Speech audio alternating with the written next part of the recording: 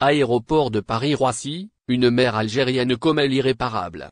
Une scène aussi tendue que tristement évitable s'est jouée hier à l'aéroport de Paris-Roissy, où une mère de famille d'origine algérienne a vu son voyage tourner au cauchemar. Ce qui devait être un simple vol vers Alger s'est transformé en une véritable incompréhension administrative doublée d'un échec cuisant, nourri par un malentendu aux lourdes conséquences. Pensant pouvoir bénéficier d'une récente mesure prise par les autorités algériennes, la passagère a commis une erreur qui lui a coûté son embarquement. L'Algérie, dans une volonté manifeste de renforcer les liens avec sa diaspora et de faciliter les allers-retours vers le pays, a adopté une mesure singulière, permettre aux Algériens établis à l'étranger, et disposant de la double nationalité, de voyager avec un passeport algérien expiré, à condition qu'il soit accompagné d'un document d'identité étranger en cours de validité. Cette disposition a été largement saluée pour son pragmatisme, notamment par les familles éparpillées entre les deux rives de la Méditerranée.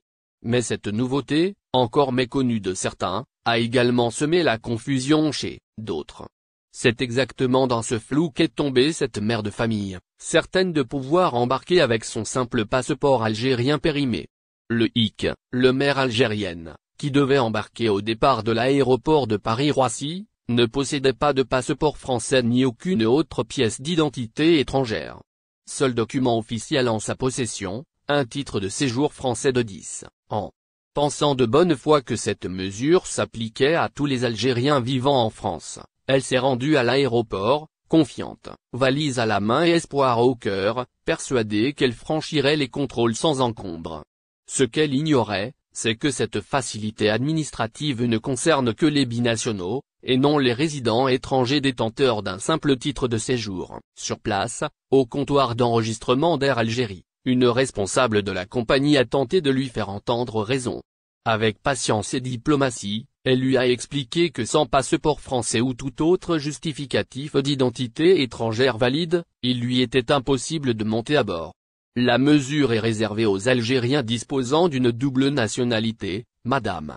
Votre titre de séjour ne suffit malheureusement pas, a-t-elle insisté. Mais face à cette explication, la passagère s'est obstinée. Convaincue d'être dans son bon droit, elle a refusé d'admettre l'interprétation correcte de la règle.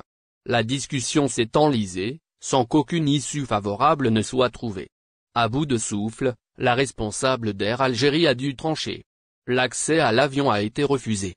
La mère de famille est restée sur le sol français, les larmes aux yeux, désillusionnée, tandis que les passagers continuaient leur embarquement dans un balai désormais familier au hall bondé de Roissy. Le vol pour Alger est parti sans elle, et avec lui, peut-être, des retrouvailles attendues, un événement familial important ou tout simplement le besoin de rentrer au pays, ne serait-ce que pour quelques jours.